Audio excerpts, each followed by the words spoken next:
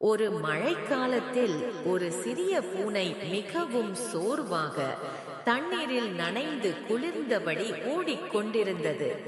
அது ஒரு பெரிய மரத்தடியில் நின்றது.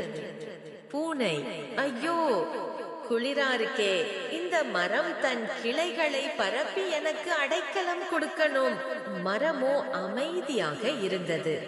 ஆனால் தன்னுடைய பெரிய இலைகளை விரித்து அந்த பூனைக்கு இடம் கொடுத்தது.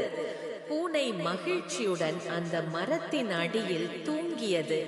மறுநாள் காலை பூனை விழித்து நன்றி கூறியது. பூனை, மரமே, நீ என் உயிரை காப்பாற்றினாய், நன்றி.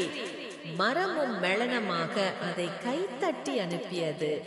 ஒரு மாதத்திற்கு பிறகு மரத்தின் அருகில் தீ பரவியது. பூனை அருகில் இருந்தது.